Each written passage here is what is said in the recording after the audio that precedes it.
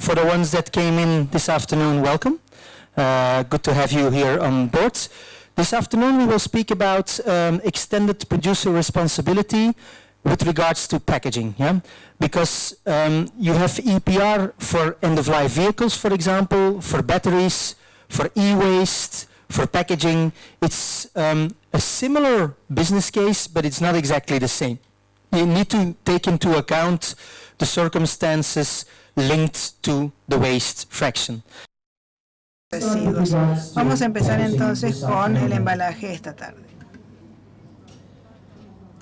It's a small card because Belgium is a small country too. Es una diapositiva pequeña porque Bélgica es pequeño como país y a su vez está dividido en tres partes. Tenemos la parte flamenca en el norte, donde se habla holandés o flamenco. En el centro es la región de Bruselas, que está aquí, en el centro, el territorio flamenco, donde se habla francés, alemán, italiano, árabe, 100 idiomas diferentes. Es muy interesante, un lugar multicultural. Y luego tenemos en el sur el territorio más grande en tamaño, pero no con tanta densidad poblacional. No es terreno plano y allí hablan francés. ¿Y por qué menciono estas tres regiones? Bueno, porque los temas ambientales se manejan en el ámbito regional. Como pasa en la Argentina, donde hay competencias a nivel nacional y también a nivel provincial y municipal. Es importante indicar que en Bélgica el caso es el mismo. Habiendo dicho esto, la competencia de las cuestiones ambientales caía en el Estado federal, pero después de 50 años se ha traspasado a las autoridades regionales. Las cuestiones ambientales y también lo que tiene que ver con el embalaje es de competencia regional.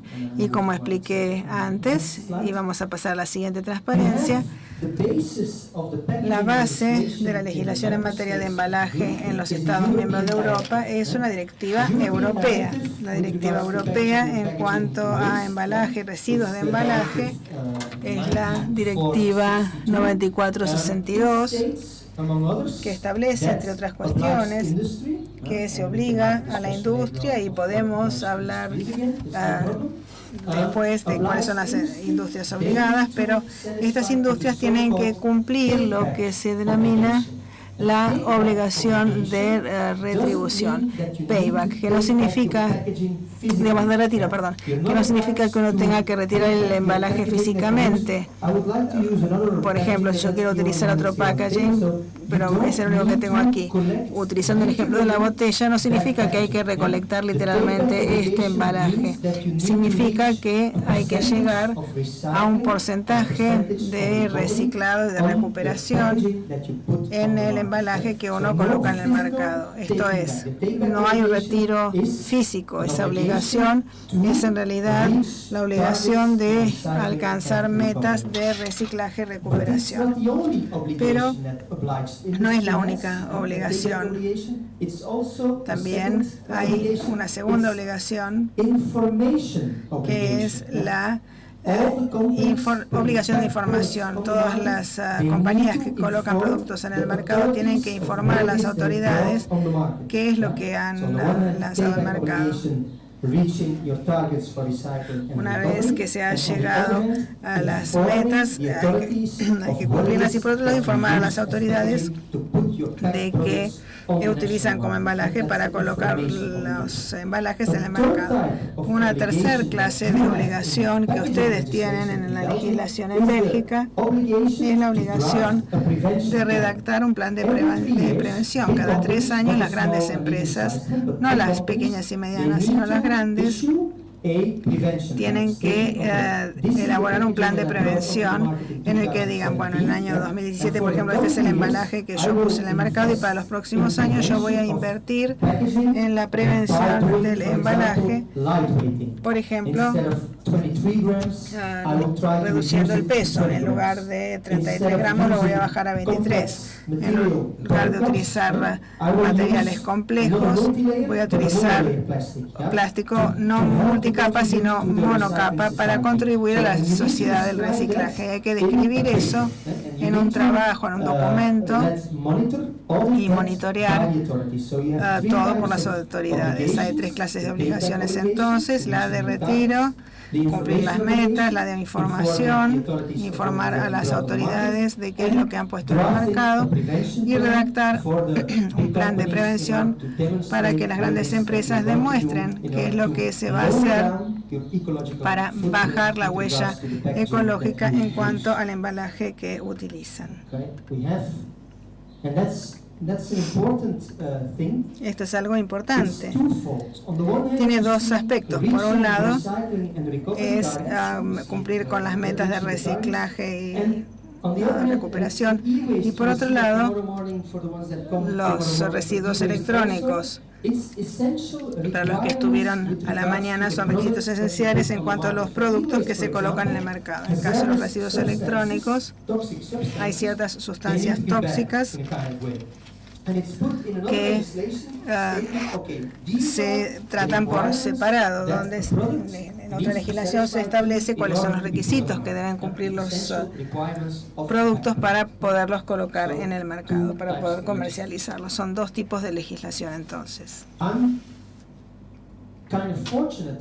Tengo la fortuna de promover el sistema belga, porque en lo que tiene que ver con el embalaje es el único que conozco en el mundo que ha dividido las metas. Por un lado, lo que tiene que ver con los residuos de embalaje domiciliarios y por otro, los comerciales industriales. ¿Por qué enfatizo la importancia de esta obligación de retiro, por un lado para los residuos domiciliarios y otro para los industriales comerciales? Esto es porque cuando un país, como por ejemplo la Argentina, quiere invertir en responsabilidad extendida del productor y recurre a la industria para ver cuál es el material a reciclar, ¿qué van a hacer? Van a analizar el mercado y van a tratar de encontrar una forma costo eficiente de recolectar, clasificar y reciclar material de embalaje. Puede tratarse de volumen, de alto volumen en la esfera comercial e industrial. Seguramente va a haber, digamos, el caso de la Argentina con 42 millones de personas. No sé cuál es la composición típica de un hogar, pero en Bélgica tenemos 4,3 hogares, esto es 4,3 puntos de recolección.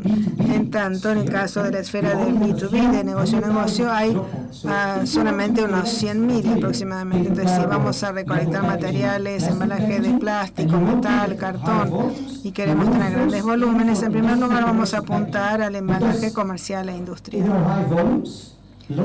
porque tiene alto volumen, pocos puntos de recolección y las compañías de todas maneras quieren deshacerse de sus residuos.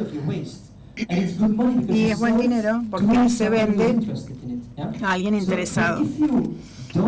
Pero si no hay legislación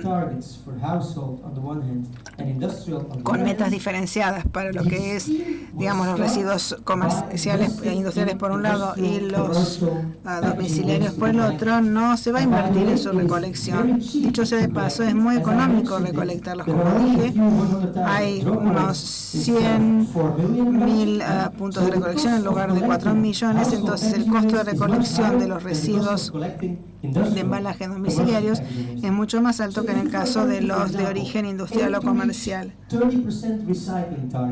Si el país quiere, por ejemplo, cumplir la meta de reciclaje y combinar los residuos de embalaje domiciliarios y comerciales industriales, tiene que primero recolectar la fracción más económica, esto es los industriales comerciales, y sí, tenemos ese 30%, pero la meta aumenta con el paso del tiempo.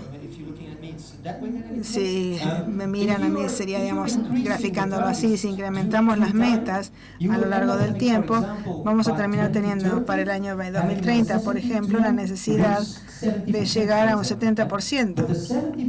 Pero ese 70% no va a llegar a través de la recolección en el ámbito comercial e industrial solamente, porque es un 45-50%, sino que hay que empezar a invertir en la recolección de residuos de embalaje domiciliarios, que es mucho más costoso que en el caso de los otros.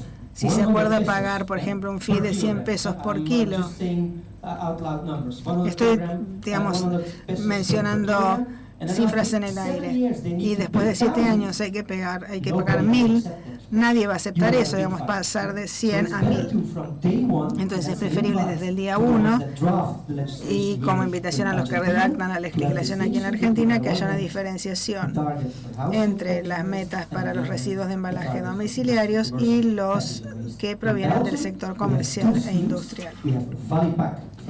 En Bélgica tenemos 2 esquemas, uno Valipack para los residuos de embalaje comercial e industrial, son los mismos que están a bordo del proyecto con FOSPLUS, porque son los que colocan los productos en el gaso, y la recolección B2B es diferente de la B2C.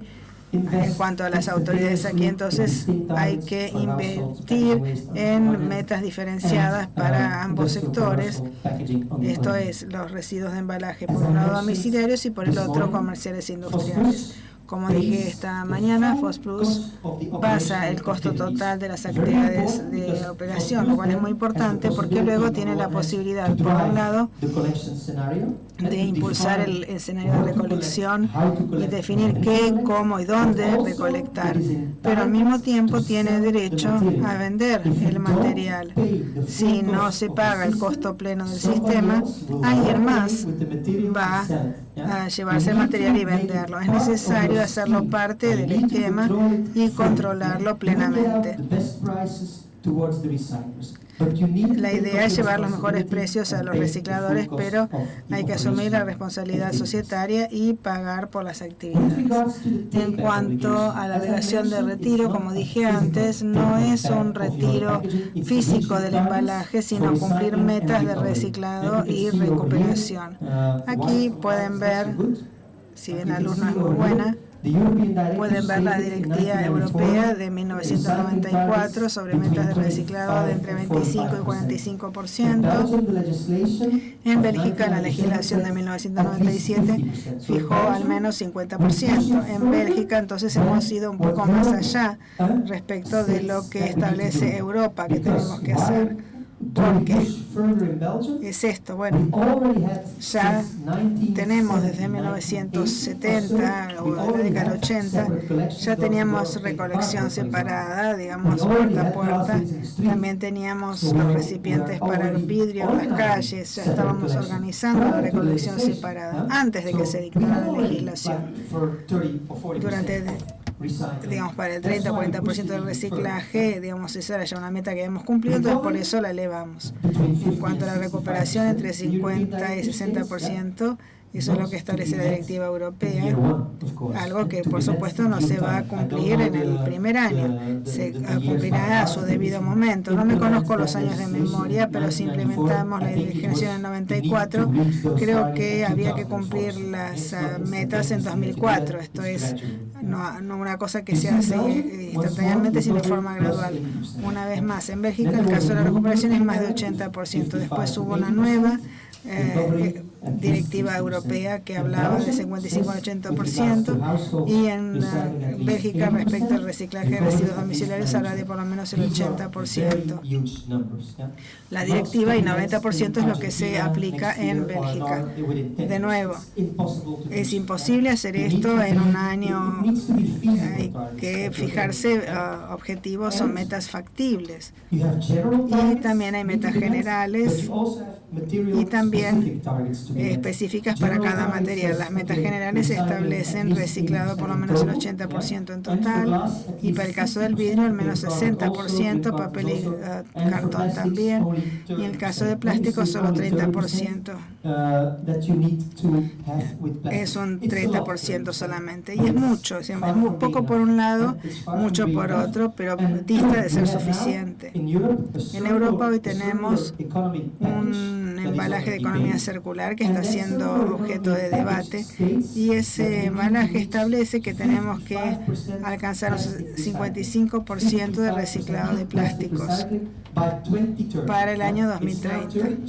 Estamos en 30% y tenemos que llegar a un 55%. En Bélgica, a su vez, enfrentamos un problema, entre otros países. Hoy en día, con los embalajes domiciliarios a plástico llegamos al 50%. La recolección de plásticos y botellas, digamos, a través, de la recolección de botellas y no de películas u otros contenedores. Por ejemplo, las uvas que vienen en un contenedor plástico no van a la bolsa azul. ¿Por qué lo hacemos? Recuerdan el principio KISS, que era mantener las cosas lo más sencillas posibles. La idea es que digamos, el consumidor entiende y sabe que es una botella, pero no entiende que es un contenedor PET, que es un contenedor de PP, que es un contenedor de PS. No podemos entonces pedirles a los ciudadanos, digamos, pueden poner los contenedores de PET, por ejemplo, en el caso de las uvas, lo pueden poner en los contenedores azules porque son material muy valioso, pero que no pongan los plásticos de polipropileno en la bolsa azul porque no resulta tan fácil reciclarlos. Y ese no es el principio KISS, de Keep It Simple Stupid, de mantengamos las cosas lo más sencillas posibles. La cifra que está redactada aquí es el rotulado que se utiliza en Europa para definir si es polietileno de alta densidad o lo que fuere.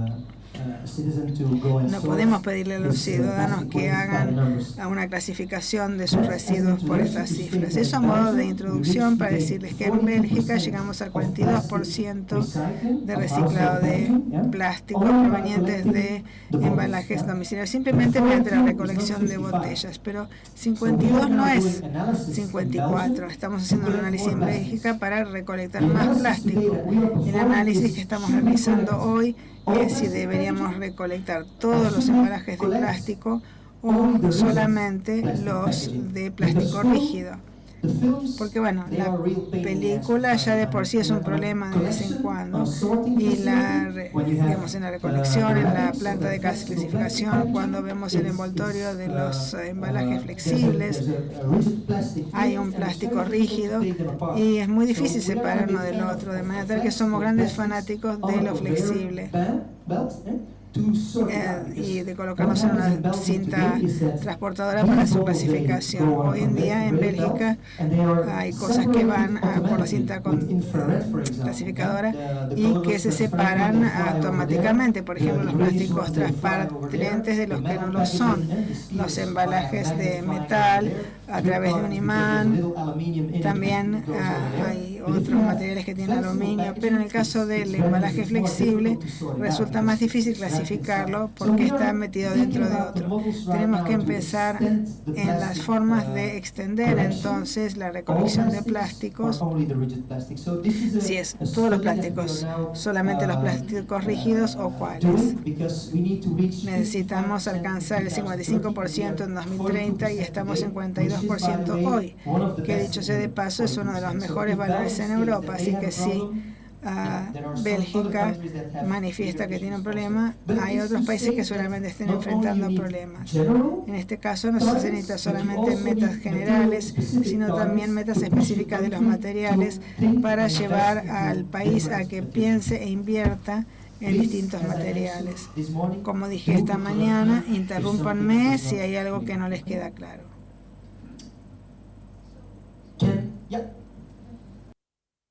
So you're saying that we would rather no?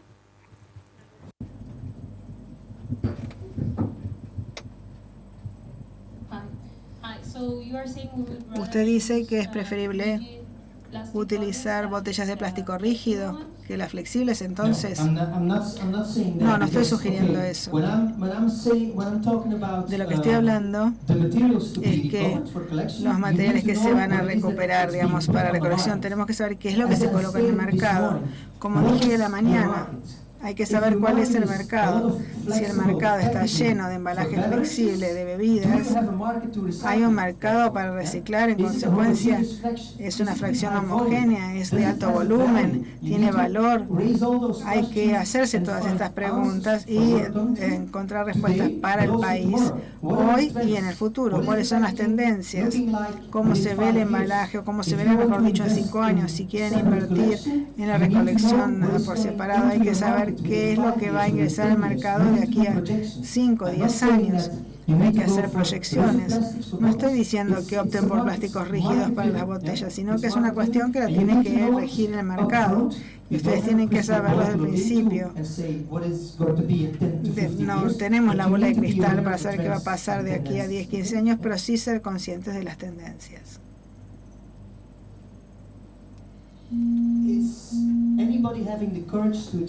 Si alguien tiene el coraje de explicar esto, me dice, me parece que no.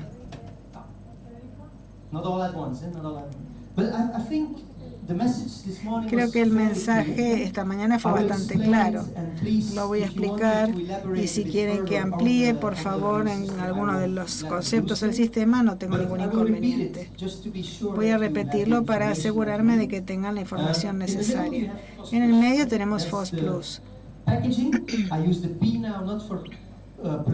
La P en este caso es no la responsabilidad del productor, sino la responsabilidad por, o digamos, la recuperación del embalaje. Estamos hablando de embalajes domiciliarios y se configura y es administrado por aproximadamente 41 grandes empresas en Bélgica que crearon FOS Plus y que aportaron dinero en un principio. Porque es muy importante, si uno quiere empezar un proyecto, que sea una industria que crea en el proyecto y que esté dispuesta a invertir desde el principio. Ellos van a recuperar el dinero una vez que el sistema esté en funcionamiento, pero los verdaderos creyentes, los que quieren hacer una diferencia en el mundo, seguramente también están presentes en la Argentina, productores de detergentes, de alimentos, de bebidas, de cosméticos, de equipamiento de jardín. Seguramente los van a identificar y tienen que sentarse a debatir y crear un sistema, elaborar un plan y presentarlo a las autoridades, debatirlo con ellas y luego sí constituir esa organización. Entonces esto es FOS Plus, la organización. Tenemos 3 clases de contratos, como dijimos esta mañana. Primera con las partes responsables del embalaje que pagan un fee en función de qué es lo que colocan en el mercado. No hay espacio de negociación, no hay reducción si se pone mucho packaging en el mercado. El segundo tipo de contrato que tienen son los llamados tripartitos. Estos son contratos, esto significa un contrato entre FOS Plus, las intermunicipalidades y lo que está por debajo a través de una licitación pública son los operadores privados, pueden ser privados o públicos, como dije esta mañana, y en este contrato entre 3 partes es el segundo tipo. FOS Plus paga el costo total de la operación de recolectar y separar los materiales para enviarlos al reciclado o recuperación. Y el tercer tipo de contrato es entre FOS Plus y las compañías de reciclado, también a través de una licitación pública para obtener lo mejor, obtener la mayor cantidad de dinero y, por supuesto, garantizar a través de un procedimiento de licitación pública que realmente se lo esté reciclando. Por ejemplo, en el modelo FOS Plus, 99% del embalaje se recicla en Europa, 1% se recicla fuera de Europa. Por ejemplo, las cajas de cartón se reciclan en China, no porque digan que van a reciclarlas, Que lo digan no significa que verdaderamente vayan a reciclar, así que tienen que asegurarse de que se auditen y controlen las personas que verdaderamente están reciclando. Y esto se pone en las condiciones de las licitaciones y se dice, estos son los criterios que se tienen que obedecer para poder recibir los materiales, para poder recibir ese contrato. Si nosotros verificamos las actividades de los recicladores y no están cumpliendo esos criterios, quedarán fuera del juego. Por eso, esto se aplica también en Argentina, cuando tenemos a los recicladores y a los operadores privados, ellos tienen que cumplir con ciertos criterios mínimos para poder participar. No estamos trabajando con cowboys, no es un sistema, tienen que satisfacer unas obligaciones mínimas. Hay dos partes más que están involucradas. Aquí las autoridades centrales, o sea, la Comisión de Embalaje Interregional con representantes de las 3 regiones. Las autoridades centrales redactan la legislación. Es fundamental tener legislación que se pueda hacer cumplir, pero también controlan el sistema. Controlan a FOSPlus. FOSPlus es totalmente transparente, se puede tener acceso como autoridad, como IPC, a todos los libros, a todos los detalles de FOSPlus. Y no solo tienen acceso a FOSPlus, sino que también tienen acceso a controlar a las partes responsables del embalaje. Esta comisión, entonces, en la práctica, puede tocar el timbre en una empresa y preguntarle si realmente están cumpliendo sus obligaciones. Tienen que demostrar que son miembros de FOSPlus y que hacen la actividad ellos mismos. Y en la práctica, con este esquema individual, es muy difícil para los productos embalados porque uno tiene que preguntar a 4,5 millones, pedirles, a 4,5 millones de hogares que separen sus embalajes. Por eso es que se firma un contrato con un esquema colectivo para de forma colectiva alcanzar los objetivos para reciclar y recuperar.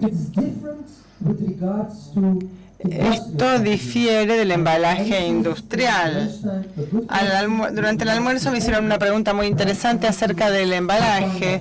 Tal vez yo tenga que definir primero qué es embalaje y qué no lo es, qué es embalaje industrial y qué es embalaje domiciliario. A ver si tengo las imágenes. Es un elemento clave para definir qué es embalaje y qué no lo es. Embalaje es un contenedor que lleva el producto al mercado. Es mucho más complejo que eso, pero esta es la idea principal, llevar los productos al mercado a través del uso de embalajes. Hacemos una distinción entre embalaje primario, secundario y terciario. No sé si tengo algo con que escribir acá. Tal vez deban conseguirme algo. Vamos a hacer una distinción para que quede claro entre un producto de consumo y uno industrial. Esto es claramente un producto de consumo, independientemente de dónde se lo ponga en el mercado. Mientras que, por ejemplo, un tablero de un auto. El tablero de un auto es un producto industrial. Un consumidor final, ustedes y yo, no vamos a ir a comprar un tablero de un auto. No compraríamos un tablero de un auto. Hacemos una distinción entre productos de consumo e industriales. Ahí estamos.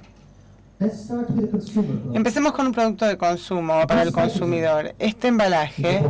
Este envase es una botella, lo llamamos envase primario, está en contacto directo con el producto.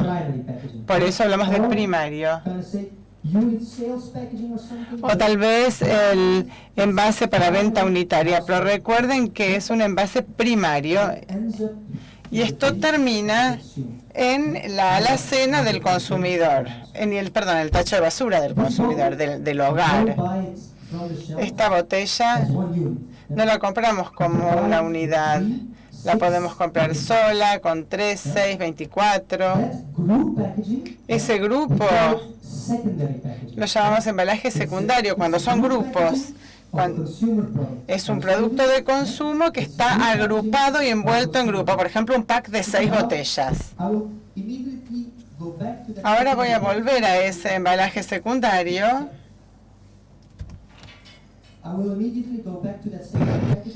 Porque ahí tenemos el domiciliario y también el industrial. Pero recordemos esto y ahora pasemos al tercer tipo de embalaje que conocemos.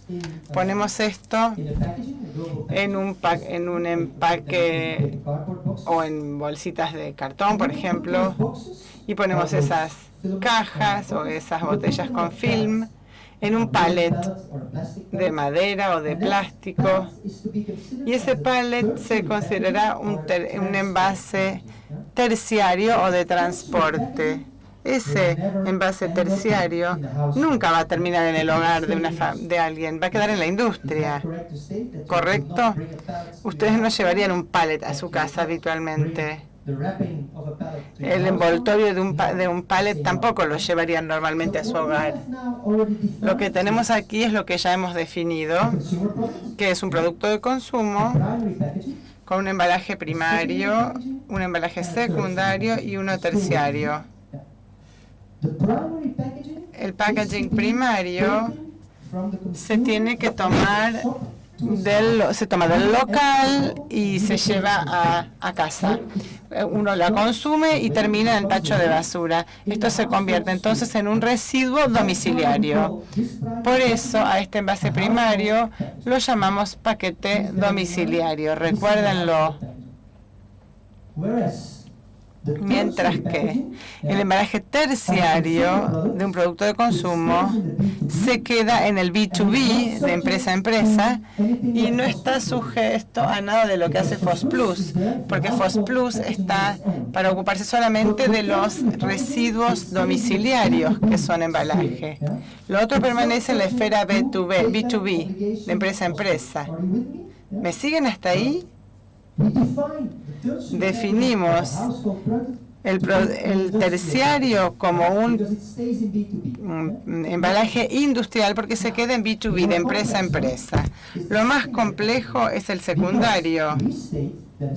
Nosotros decimos que un embalaje secundario es grupal. Decimos que algunos de estos embalajes grupales se hacen para un hogar. Si yo compro un paquete de 6 Coca-Cola, un six-pack, un pack de 6, que tiene una manijita que me lo puedo llevar a casa, porque está embalado y producido especialmente para llevármelo a casa, el six-pack, el que tiene 6.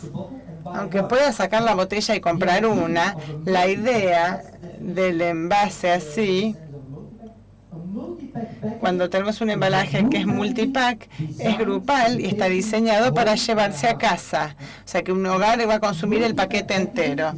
Ese entonces está sujeto a la obligación de FOSPlus porque termina en los tachos de basura de los hogares. ¿Qué estoy diciendo aquí entonces? Tenemos un producto de consumo. Lo único que está sujeto a FOSPlus es el envase primario más el multipack en caso de que lo haya. Todo el resto del embalaje para comercializar esta botella pertenece a la esfera industrial, se queda en la esfera industrial y está sujeto a las obligaciones de recuperación de otras organizaciones que se ocupan de esos. Un caso mucho más fácil es cuando hablamos de un producto industrial. Por ejemplo, ese tablero de autos del que les hablaba. Ese producto industrial nunca termina en un hogar. O se supone que no debe terminar en un hogar. Esto significa que todo el embalaje primario, secundario y terciario de un producto industrial permanece en el B2B, en la esfera de empresa a empresa, business to business, sin estar sujeto a ningún tipo de recolección organizada por FOSPlus. No tiene nada que ver con este modelo de FOSPlus. Lo único que tienen que declarar las empresas a FOSPlus es el embalaje primario y el multipack. Ahora, si lo piensan, ustedes dirán, bueno, está muy bien que hagas esta distinción, Steve, entre productos industriales y comerciales para definir qué es lo que hay que declarar. ¿Queda tan claro así en todos los productos? Tenemos, por ejemplo, el equipamiento electrónico. Yo puedo tener equipamiento electrónico, productos Bosch, por ejemplo, que una persona puede utilizar en particular. No estamos hablando de una maquinaria pesada. Esa línea de productos se vende a consumidores normalmente. Si se vende normalmente a consumidores, el embalaje primario termina en el hogar también. Esos productos. La línea verde de Bosch se considera como un producto hogareño, mientras que la línea azul es para uso profesional. En la construcción, por ejemplo, hablamos de equipamiento pesado y ese embalaje normalmente no va a terminar en los hogares ni en los tachos de basura de los hogares, y esa línea de productos se considera entonces industrial o comercial y no se declara a FOS Plus. Hicimos una lista. Para la mayoría de los productos queda claro de lo que es hogareño y lo que es industrial, pero para algunos productos no está tan claro. Y entonces nos sentamos con la industria y nos pusimos a decidir. ¿Vamos a definirlo como un producto domiciliario o industrial? Y los competidores en el mercado van a tener en claro que esta es la línea de productos que tienen que declarar a FOS Plus y esta es la que van a tener que declarar a Valipack. Entonces no va a haber espacio ahí en competencia donde usted diga se lo declaro a Valipack porque es 10 veces más barato que FOS Plus y el otro se lo declara a FOS Plus. Eso no va a pasar. Hay que definir una buena lista de lo que son los productos hogareños y cuáles son los industriales.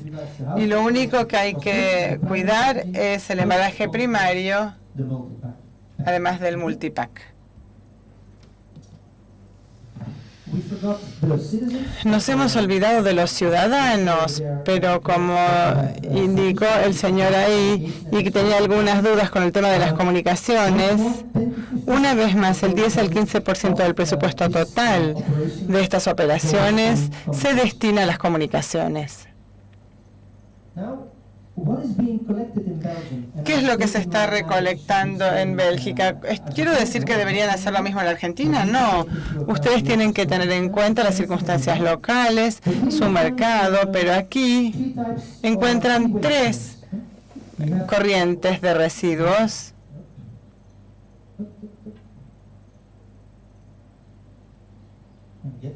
Ya llego, ¿eh? Ahí. Aquí tenemos, esto es blanco y verde al mismo tiempo. La parte blanca, hay una intersección, por supuesto, en el medio. Cuando digo por supuesto, no es tan claro para los ciudadanos cuando tiran algo allí, pero tenemos de estos contenedores completamente blancos, otros completamente verdes y otros que son mitad blancos, mitad verdes. Los que tienen los dos colores permiten guardar el vidrio blanco o transparente en la sección blanca y el vidrio de color, las botellas de color en la parte verde para que se utilicen para hacer botellas de color. Cuando se viene a recoger, esto se va en un camión y también está la separación en medio del camión. Pero la gente que camina por la calle no ve eso todo el tiempo y suponen que ellos separan y después lo ponen todo junto en el camión. No es así. Verdaderamente el camión está separado, la parte del frente es blanca y la de atrás es verde, por ejemplo. Este es un problema que está resuelto, pero que hay que comunicar que ha sido resuelto. Lo otro que podemos saber es esta recolección que no es puerta a puerta. Usted como consumidor tiene que llevar sus botellas de vidrio a ese contenedor. No es que vienen a buscar. Hay una municipalidad en Bélgica que hace una recolección de vidrio de puerta a puerta. Nuestro sistema FOS Plus en Bélgica dice no. Nosotros lo vamos a hacer a través de estos bins o contenedores, pero la municipalidad tiene la competencia de organizar sus corrientes de residuos y si ellos deciden que quieren ofrecer otro esquema de recolección a sus ciudadanos, si deciden ir puerta a puerta, Nosotros como FOS Plus podemos aceptarlo, pero nosotros no vamos a pagar el costo de la recolección puerta a puerta. Nosotros no necesitamos recolección puerta a puerta para tener buena calidad y altos volúmenes. Pero si la municipalidad decide hacerlo, se lo vamos a pagar a ese precio de referencia, un costo que nosotros pagamos a las municipalidades que organizan la recolección con los contenedores. O sea, las municipalidades tienen la autonomía de decidir cómo van a recolectar, pero no van a poder pagar el todo costo si no están formando parte del sistema FOS Plus. La primera fracción entonces es la de vidrio y dije 30 kilogramos por habitante por día, multiplicados por la cantidad de habitantes y además multiplicado por las toneladas, prácticamente recuperamos el 100% para su reciclado. Es un volumen muy alto en el caso de la recolección de vidrios en las calles. El segundo tipo de recolección es el de las cartones y papeles. No sé si lo ven, no es solamente embalaje. También hay diarios, revistas. Ustedes dirán, eso no es embalaje. Cierto, no es embalaje. Pero nosotros nos sentamos a comienzos de los 90 y dijimos, ¿cómo vamos a recolectar el papel y el cartón? ¿Solamente embalaje o también envases y no envases? Nos sentamos con la industria editorial y dijimos, bueno, vamos a recolectar de una manera lo que sea embalaje y lo que no sea embalaje. ¿Y quién va a pagar la cuenta? La industria obligada. FOS Plus no paga el 100% de esta recolección, sino que paga su parte, su participación. Hace 10 años, la participación del packaging era de 25%.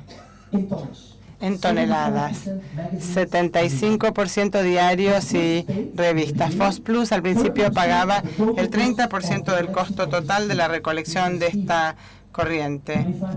Ustedes dirán 25% y pagan el 30% del costo. No están negociando bien, pero esto tiene que ver con el volumen. Un embalaje es mucho más voluminoso que un diario.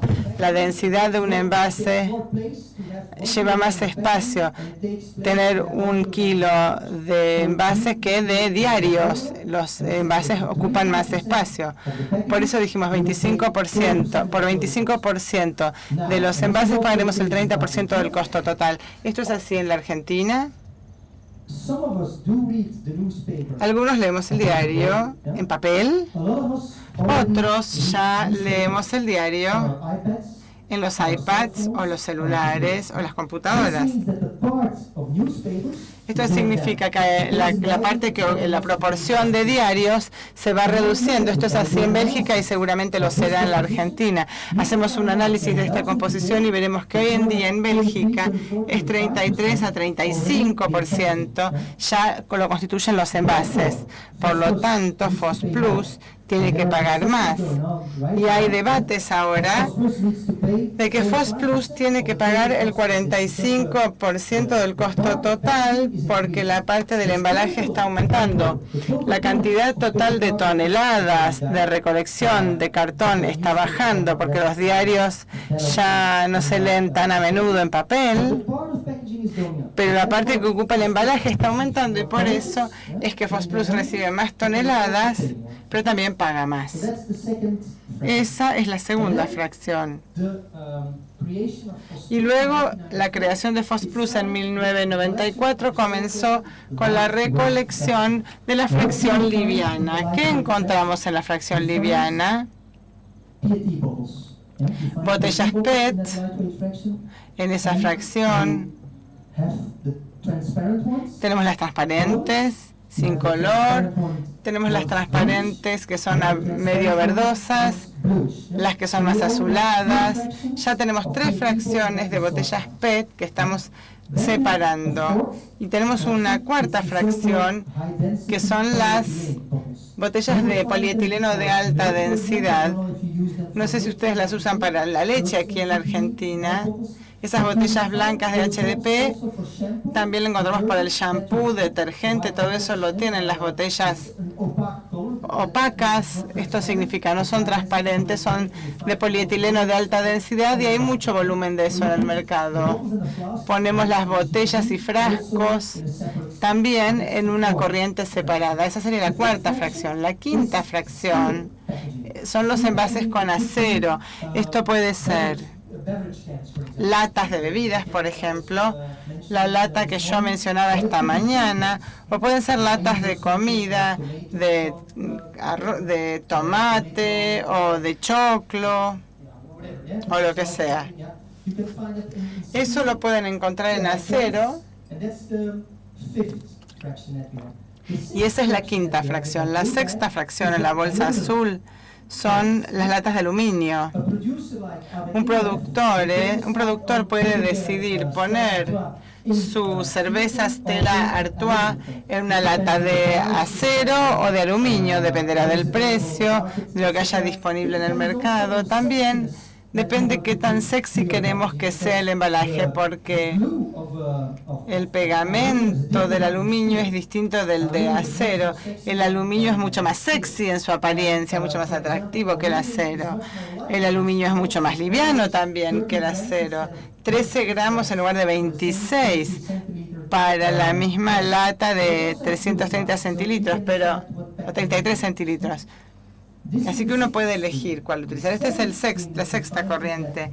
La séptima que encuentran en esa bolsa son los Tetra Pak, que es un envase laminado. La parte exterior es de cartón, pero la parte de adentro es aluminio laminado con plásticos. Al comienzo, hace 20 años, teníamos mucha dificultad para reciclar estos cartones, pero ahora tenemos mejores soluciones y podemos dividir las fibras del cartón fácilmente para separarlas del resto de las fibras, del plástico y del aluminio. Esta es la séptima fracción que ingresa en la bolsa azul. Esa bolsa azul se promovió con el sistema FOSPlus. Ya se estaba recolectando el cartón antes de FOSPlus, lo mismo el vidrio, y la nueva introducción fue la bolsa azul. Tal vez yo hice esta pregunta a la mañana. ¿Tienen este tipo de parques de contenedores en la Argentina, que son parques donde uno puede llevar los residuos como ciudadano? ¿Existen aquí en la Argentina, parcialmente? En algunas ciudades. En todas las municipalidades de Bélgica tenemos este tipo de parque. La bolsa azul se puede llevar a la calle. Esta fracción se recolecta en Bélgica cada 2 semanas. Esta todos los meses. Y esta se vacía cuando se llena. Tenemos sensores inteligentes que indican cuando está llena o 75% llena, y así organizamos la recolección de esos contenedores. Este todos los meses, este cada 14 días. ¿Digo que en Argentina necesitamos pasar a esto? No. Tienen que considerar las circunstancias locales. Vuelvo a Israel. Hace más calor en Israel que en Bélgica. Las casas son más pequeñas que en Bélgica. Los israelíes están dispuestos a dejar su fracción liviana en la casa durante 14 días. Que da olor. Si ponemos jugo de naranja va a tener olor. Si hace mucho calor y hay que poner la bolsa en un lugar donde hace calor, ¿la vamos a conservar 14 días en el hogar? No. Hay que contemplar las circunstancias locales. ¿Se va a organizar para todas las semanas? Puede ser. ¿Se va a organizar con contenedores en las calles, como están haciendo ahora en Israel? También es una posibilidad. Y tendrán que traer las botellas plásticas a uno de estos contenedores de la calle, con acceso para todos. Son preguntas nomás. Siempre hay que tener en cuenta las circunstancias locales. No hay ni una bala de plata ni un talle que sea un talle único para todos. Tenemos los parques de contenedores donde uno puede llevar, por ejemplo, los colchones usados o los juguetes rotos o los equipos eléctricos, las baterías, también el cartón y el papel. Algunas fracciones son gratuitas y otras tienen el principio de que uno paga a medida que descarta, que tira, pay as you throw, para incentivar a la población para que separe los recursos en casa. Esto también se logra a través de medios financieros. Por ejemplo, en Bélgica, esta bolsa cuesta, la azul, cuesta 25 centavos de euro. Tu bolsa residual cuesta 2,5 €, así que es 10 veces más barata esta bolsa que la residual. Se motiva a las personas a hacer una mejor separación en casa porque ponen lo valioso en la bolsa azul, pagando solamente una décima parte del costo que pagarían si lo pusieran en la bolsa gris. O sea que es un medio financiero para promover la recolección en la fuente, dando incentivos a los ciudadanos. Hubo una cuestión esta mañana. ¿Los ciudadanos también tienen la responsabilidad de asumir cuando compran productos? Sí, porque algunos envases terminan en esa bolsa azul, mientras que otros terminan en la bolsa gris. Y si quieren pagar menos, van a usar ese material que termina en la bolsa azul. Pero esto es algo que implica ir presionando cada vez más. Okay. Bien, esta mañana hablaba de cómo verificar los flujos, porque todo tiene que ver con manejo de datos, flujo de materiales y el manejo de flujo de materiales. Tenemos el recolector por un lado, el reciclador por el otro. El material va del recolector una vez recolectado puerta a puerta o a través de los cestos en las calles, y los camiones llenos van a ir al reciclador. Por otro lado tenemos la bolsa azul. Para eso necesitamos primero la separación en una planta de clasificación para separar las botellas de PET, por ejemplo las de color, llevarlas al reciclador A, las de HPD al reciclador B, etcétera. Están las plantas de transferencia y las estaciones de transferencia y o plantas de clasificación, y luego la entrega de los materiales. Y estos son pesados por el recolector y de nuevo por el reciclador, para asegurarse de que las 10 toneladas verdaderamente sean 10 toneladas, lo que decía yo en la mañana, para no engañar al sistema. El día X el reciclador lo coloca en el sistema y luego tenemos el flujo administrativo. Hay que colocarlo en un sistema máximo 24 horas después de la fecha de entrada real, y 5 días después el recolector tiene que validar la información. Tiene 5 días. Si en esos 5 días no hizo ningún comentario o objeción, se considera que el tonelaje es el correcto. Hay un seguimiento administrativo y es validado por ambas partes.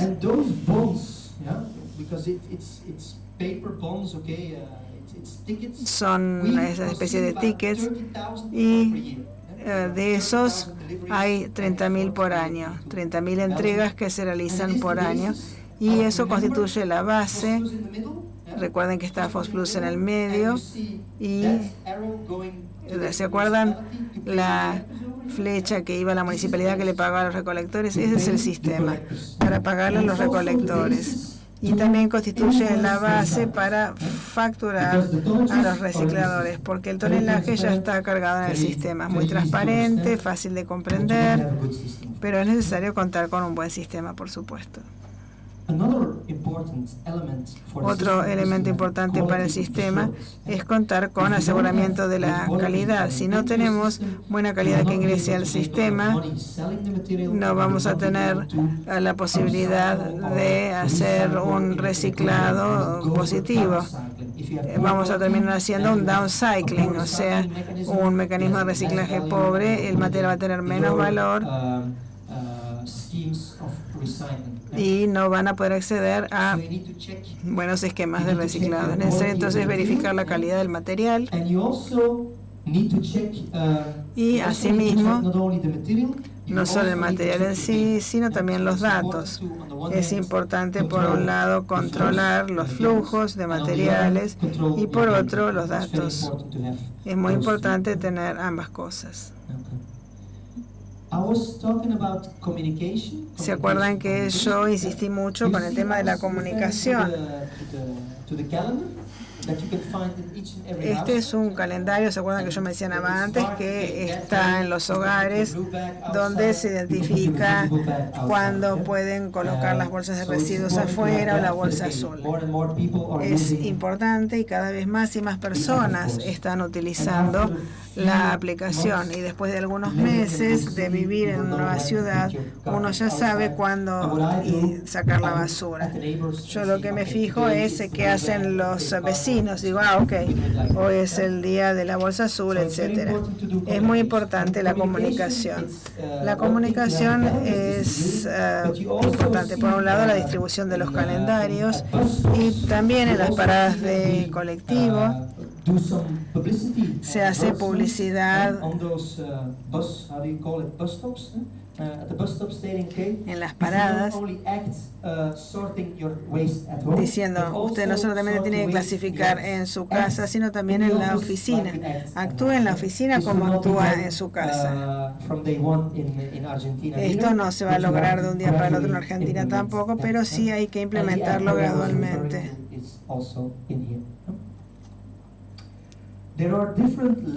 Hay distintos niveles de comunicación. Tenemos el nivel nacional, el local.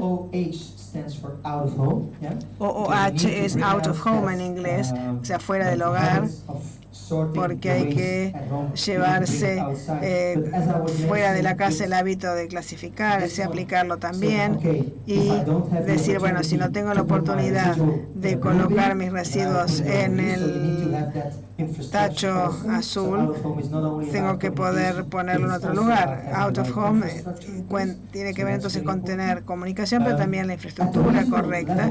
Y en el ámbito regional, si recuerdan lo que les mostré antes con el mapa de Bélgica dividido en 3 partes, hay un tema muy importante que es digamos, sometido a la opinión pública, donde dice, bueno, no queremos basura en las calles, y las regiones tienen la competencia de luchar contra la basura. Esto también es importante para las actividades de comunicación a nivel corporativo, incluso más adelante, en el futuro, en el caso de la Argentina. Lo que hicimos en el año 94 fue establecer un sistema llamado FOS Plus, y en el 96-97 se sancionó legislación sobre la obligación de que los ciudadanos clasifiquen sus residuos en su hogar. No es aún una obligación para las compañías el clasificar los residuos en las oficinas. En 2015, 16 y 17, la obligación entró en vigor en distintas regiones, y también se estableció que las compañías tenían que tener la separación en las bolsas azules en las empresas. Esto es, no solo la separación en la bolsa azul en las casas, sino también en las empresas. Podía ser con tachos, podía ser con bolsas más grandes, lo que fuere, pero tenían la obligación de clasificar esos residuos en digamos, la P para botellas de plástico, embalaje de metal en la M y cartón en la D. Entonces, iban a tener esas iniciales, es PMC en francés, porque los cartones que transportan bebidas en francés son cartón à boisson. En Brasil van a tener distintas combinaciones dependiendo de si es Bruselas o Flandes. Es una obligación entonces no solo para los hogares, sino hoy también para las empresas. Y por último, la prensa escrita es un elemento muy importante, que tenemos que lograr su participación. Yo, por ejemplo, voy a trabajar en Argelia, en el norte de África, de enero en adelante, y tenemos que tener la participación de los periodistas para que hagan promoción de la separación de plásticos por un lado y residuos electrónicos por otro. Si no logramos que los periodistas pongan eso por escrito en Argelia, los ministros y los que tienen el poder no van a hacer nada al respecto. Es importante entonces que la prensa esté con ustedes. Sé que es un tema también importante aquí en la Argentina. Si es que quieren lograr algo e influir en la voz del público, es necesario tener una buena relación. Eso también es importante.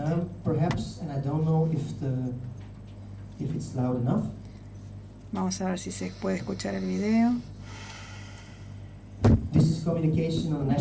Esto es comunicación en el ámbito nacional.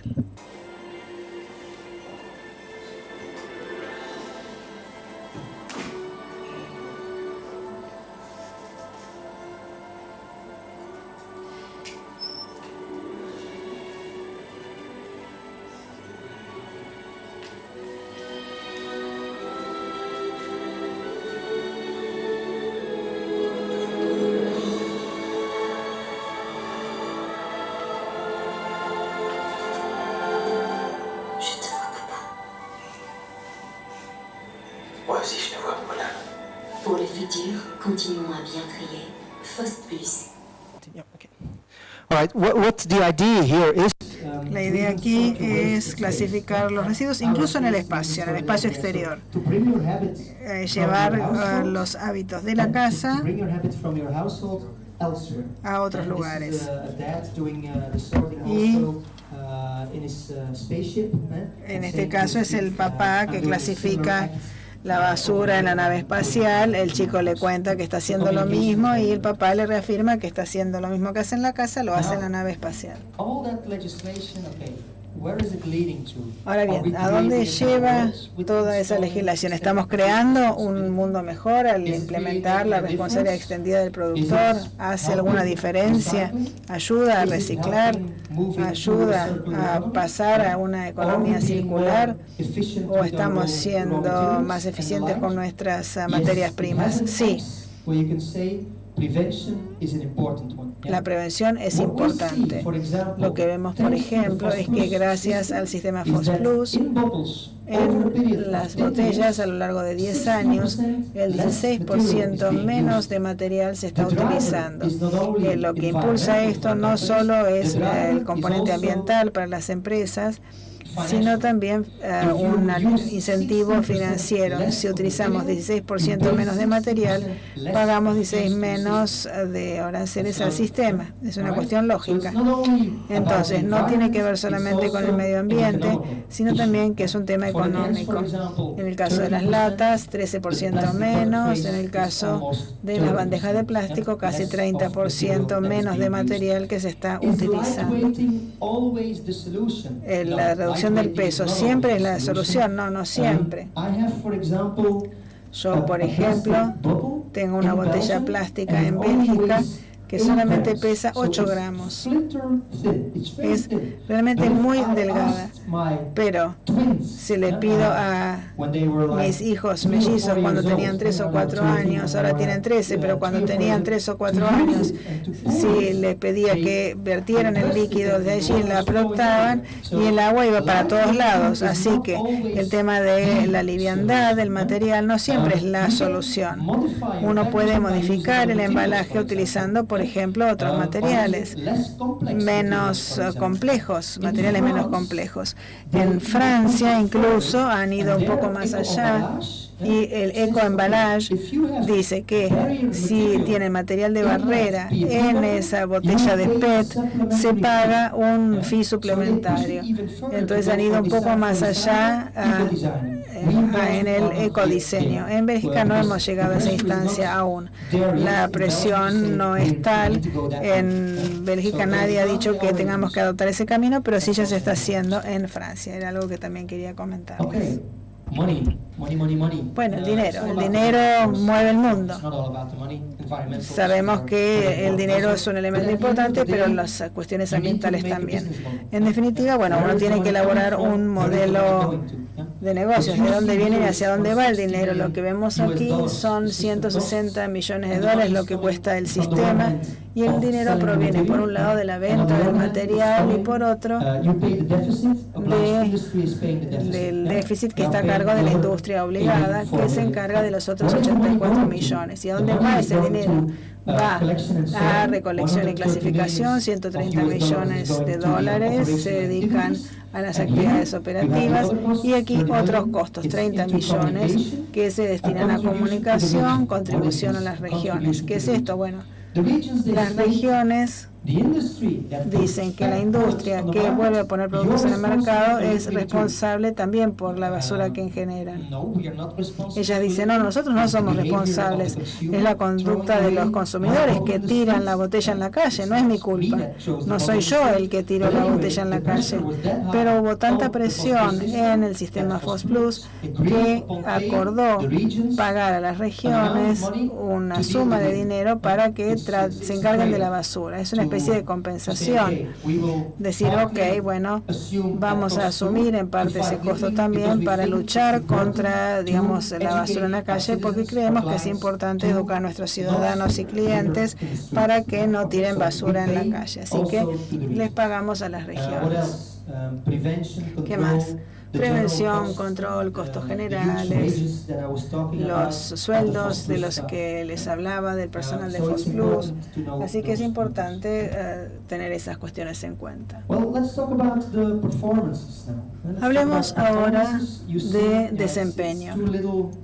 Ven, la transparencia de la letra es muy pequeña. Fíjense, el promedio de Europa es 63, 64%, Bélgica tiene 80%, y hay países como Malta, que está llegando al 40%, Letonia, porque bueno, hay que tener en cuenta digamos, el estado de la situación en la que está el país. No todos los países están igualmente equipados para alcanzar las metas en 2016, etcétera, de manera tal que hay que hacer una implementación gradual en algunos países o de manera más lenta.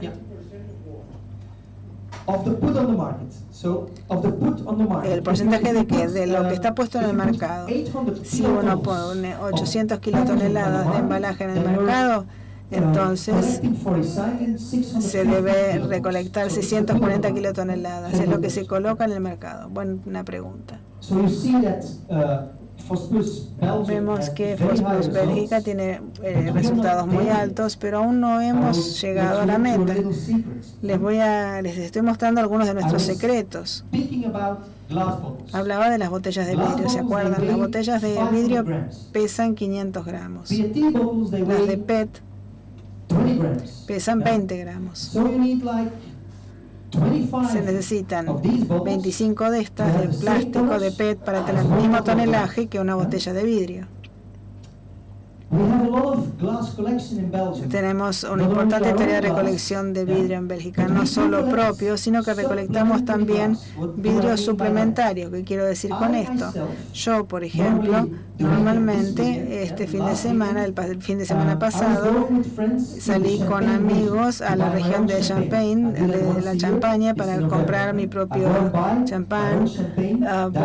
Compro el champán directamente de la región y me ingreso, digamos, a Bélgica desde Francia mis botellas de champán. ¿Las declaro a las autoridades? Por supuesto que no. Yo no soy una parte responsable por el embalaje, soy un privado que compra en Francia para consumir en Bélgica, pero no contribuyo a FOSPlus porque soy un privado, no soy una empresa. Pero sí ingreso las botellas y cuando las vacío las pongo en el recipiente para vidrio. Entonces no son botellas declaradas a FOSPlus, pero sí recolectadas para reciclaje. Entonces en el mercado, en lo que es recolección, podemos encontrar más cantidad de botellas. Una segunda cuestión es que tenemos botellas de vidrio en depósito.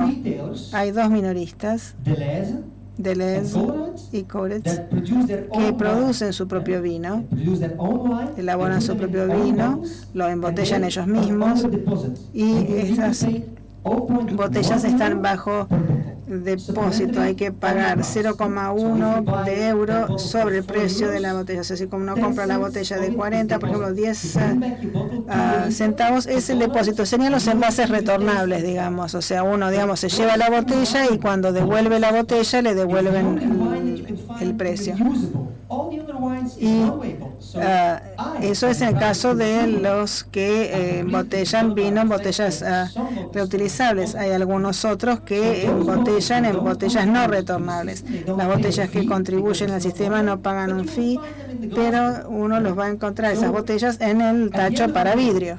Entonces, en definitiva, se declaran a FOS Plus 100 botellas, pero a lo mejor en el mercado hay más, o sea, en el mercado que llega a reciclaje, ya sea yo que traigo las de champán u otras. Entonces, ese vidrio utilizado, que se ha utilizado para cubrir el tonelaje total, por ejemplo, en el caso de esto, solamente llegamos al 42%, plástico solo 42%, de manera tal que nos falta camino por recorrer. También en Bélgica enfrentamos desafíos. Es bueno que consumimos 30 kilos de vidrio por año porque nos ayuda a cubrir el tonelaje total de manera fácil en cuanto a la recolección de vidrio, pero en Israel, por ejemplo, solamente contribuyen por 3 kilos por año por habitante y tienen que invertir más, por ejemplo, en reciclaje de plástico. Lo que estoy queriendo decir es que no es que porque tengamos 80% de reciclaje de tonelaje, que son los mejores resultados en el mundo, que estemos haciendo la mejor tarea del mundo. Tenemos que ir más allá. Y llevando este ejemplo a la Argentina, es saber las cifras. Si quieren tener grandes resultados, hagan un análisis de mercado primero.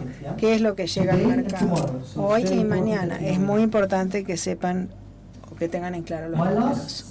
Mi última transparencia, antes de hacer una pausa para café, y luego vamos a hablar de la Argentina, es la siguiente. Los factores de éxito clave en el caso belga.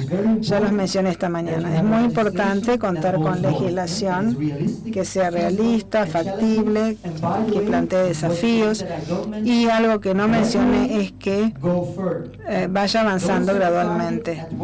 No fijar la meta directamente en un 80%, sino decir, para este año, por ejemplo, hay que alcanzar un 40%, después 50%, después 60% y así sucesivamente. Y ir subiendo gradualmente. La industria obligada tiene que actuar como un todo. Si no se logra esto, y si la industria, por ejemplo, de alimentos tiene su plan, la de bebidas otro, la de cosmética otro, no va a funcionar. Se necesita colaboración. Cuando se toma la decisión respecto de qué recolectar, no todo el embalaje de todos los sectores se va a recolectar. Esto tiene que ver con la solidaridad. Algunos sectores van a ver que su embalaje no se recolecte, tienen que contribuir al sistema. Hay que adoptar un abordaje holístico, tratar de que todos los sectores trabajen juntos, no que un sector haga una cosa y otro sector otra, sino actuar como uno solo. Eso es muy importante, optimizar y estandarizar los esquemas de recolección, ya lo mencioné, la diferencia entre rural versus urbano, lo que son los edificios, digamos, de altura, los edificios de departamentos o de oficinas versus las casas, etcétera. Competición en el nivel correcto, competición no entre esquemas, sino entre operadores de residuos, no entre sistemas. Verificaciones o controles de calidad, muy importante. Y por último, una y otra vez, comunicación. Me gustaría entonces terminar, antes de pasar a la pausa de café, con esto, que habla de las responsabilidades designadas. Muchos hablan de responsabilidad compartida, de que todos tienen que participar, de que todos tienen un papel que desempeñar.